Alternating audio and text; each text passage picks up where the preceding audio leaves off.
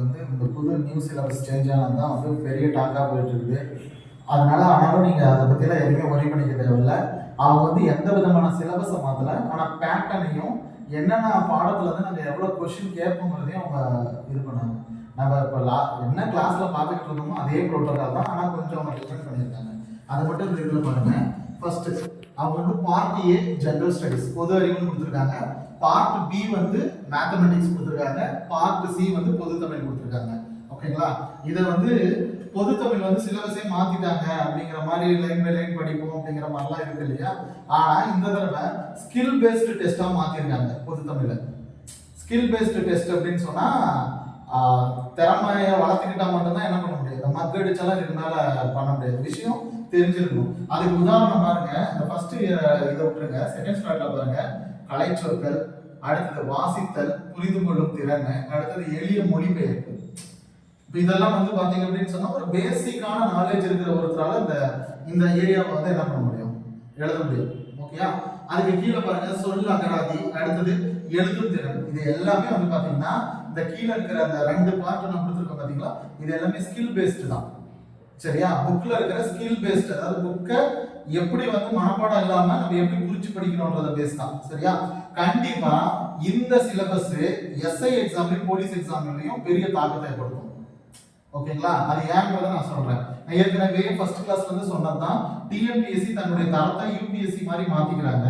அதாவது குரூப் 1 வந்து யூபிஎஸ்சி மாதிரியும், குரூப் 2 வந்து குரூப் 1 மாதிரியும், குரூப் 4 வந்து குரூப் 2 மாதிரியும். இப்போ இது பாருங்க இது எப்படி இருக்கு அப்படின்னு சொன்னா இது வந்து ஒரு குரூப் 2 பேட்டர்ன்ல இருக்கு. கரெக்டா? அப்ப நான் என்ன பண்ணிருக்கேன்னா, ஃபர்ஸ்ட் எந்த சிலபஸ் கொடுத்தாலும் அந்த சிலபஸை நம்ம ஒரு 20 தடவை அல்லது 30 தடவை படிச்சுக்கணும். படிச்சுட்டு ஒரு 10 தடவையாவது எழுதி பார்த்துக்கணும். ஏன்னா டிஎன்பிஎஸ்சியுடைய தாரக மந்திரமே என்ன அப்படின்னு பாத்தீங்கன்னா, சிலபஸ்ல இருந்து தான் கேள்வி கேட்பாங்க. ஆனா அது எப்படி வேணாலும் கேள்வி கேட்பாங்க, ஆனா சிலபஸ் தான். ஓகேயா? அப்போ நான் வந்து 3 ஸ்லாட்டை வந்து நான் பிரிச்சிருக்கேன் ஸ்டடி பிளான்ல. அதுல ஃபர்ஸ்ட் ஸ்லாட் கவனிங்க. ஃபர்ஸ்ட் ஸ்லாட்ல அறிவியல் எடுத்துக்கலாம், இந்திய அரசியலமைப்பு எடுத்துக்கலாம், இந்திய பொருளாதாரம் எடுத்துக்கலாம், மற்றும் தமிழ்நாடு நிர்வாகம் எடுத்துக்கலாம். நான் எப்ப நடத்தும் போது போன லாஸ்ட் சிலபஸ் படி என்ன சொன்னேன்னா, தமிழ்நாடு நிர்வாகம் தமிழ் இது ரெண்டையும் சேர்த்து படிக்கணும்னு சொன்னா, அவங்க ஒண்ணும் பண்ணல. தமிழ்நாடு நிர்வாகத்தை கொண்டு வந்து எங்க வச்சுட்டாங்க, இந்திய பொருளாதாரத்தோட சேர்த்துட்டாங்க. அடுத்தது தமிழ், அந்த தமிழ் இலக்கிய வரலாறு மட்டும் செப்பரேட்டா ஒரு பாடமா என்ன பண்ணிருக்காங்க, கொடுத்துருக்காங்க. ஓகேயா? அடுத்தது இந்திய வரலாறோட இதை சேர்த்துட்டாங்க, இந்திய தேசிய இயக்கத்தை. இதை தானே நான் கிளாஸ்ல சொல்லிக்கிட்டே இருந்தேன், எப்ப படிச்சாலும் ஹிஸ்டரி அண்ட் ஐஎன்எம் சேர்த்து படிங்க அப்படின்னு. இப்ப சிலபஸும் அதே தான் பண்ணியிருக்காங்க. அடுத்தது இந்திய புவியியல் தனியா கொடுத்துருக்காங்க. ஆனா என்ன ஒண்ணுன்னா, இந்திய வரலாறு அண்ட் ஐஎன்எம்ல 10 கேள்வி, இதுல வந்து புவியியல்ல வந்து 5 கேள்வி. ஓகேயா?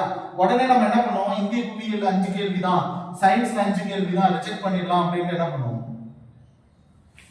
விட்டுட்டு மத்ததெல்லாம் படிச்சுக்கலாம்னு என்ன பண்ணுவோம், நினைப்போம். அதுதான் தவறான மெத்தட். அந்த புரோட்டோகால் இருக்கவே கூடாது. சரியா? இது போட்டி தேர்வுன்னும் போது இதுல ஏற்கனவே சொன்னதான், இது பார்க்கறதுக்கு சிலபஸ் கடல் மாதிரி இருக்கும், ஆனா உண்மையிலே கடல் இல்ல, பெருங்கடல், ஓஷன் இது. சோ எல்லாத்துலயுமே நமக்கு தெரிஞ்சிருக்கும் விஷயம், எதையும் இங்க நெக்லெக்ட் பண்ணவே கூடாது. அப்படி பார்க்கும்போது ஃபர்ஸ்ட் ஸ்லாட்ல நான் கொடுத்துருக்கிற 3 பாடத்துல இருந்து நமக்கு வரப்போற கேள்வி, இந்த 75 கேள்வியில வரப்போற கேள்வி வந்து 40 கேள்வி.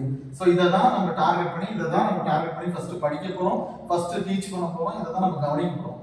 அதுக்கு அப்படியே நேர் இதுல வந்து தமிழ்ல என்ன படிக்கலாம் அப்படின்னு பாத்தீங்கன்னா, இலக்கணம் எல்லாமே A to Z என்ன பண்ணணும் இலக்கணத்துல.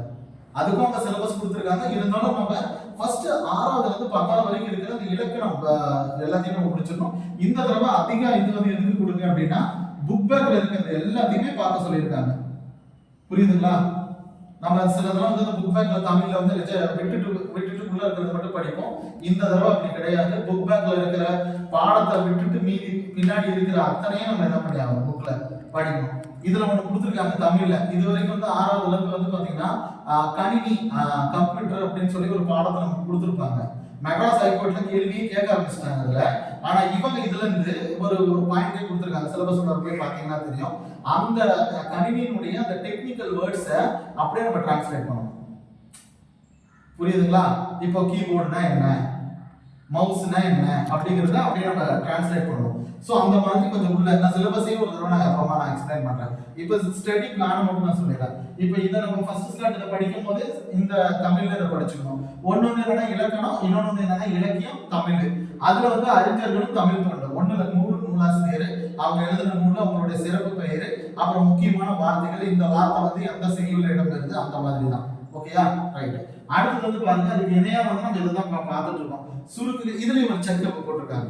இது வரைக்கும் உளவியல்ல 5 கேள்விகள் தான் கேட்டுட்டு இருந்தாங்க இது வரைக்கும் நடந்த டிஎன்பிஎஸ்சில.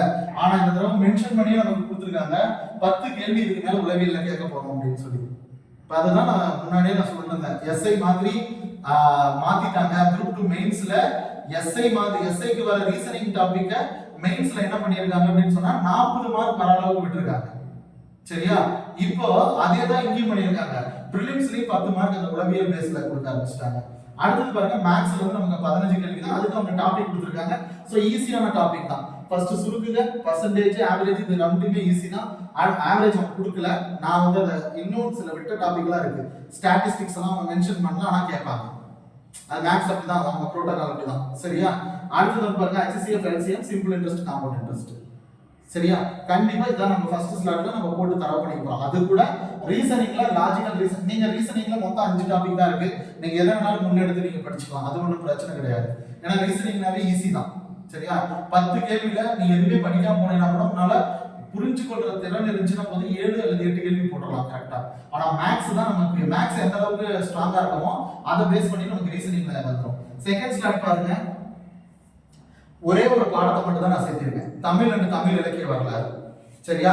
இப்போ இந்த பாடத்தை வந்து நம்ம படிக்கும் போதே நல்லா புரிஞ்சுக்கோங்க. இங்க நம்ம போட்டுள்ள ஸ்லாட் இந்த ஸ்லாட்டோட கொஞ்சம் தொல்பொருள் ஆராய்ச்சி, அடுத்தது திருக்குறள், இதெல்லாத்தையும் நம்ம அதான் இங்க மென்ஷன் பண்ணிருப்பேன். திருக்குறள், அடுத்தது வந்து பாத்தீங்கன்னா விடுதலை போராட்டம், இதெல்லாம் வரலாறுலயே வரும். நான் ஆல்ரெடி கிளாஸ்லயே சொல்லியிருப்பேன். நீதி கட்சி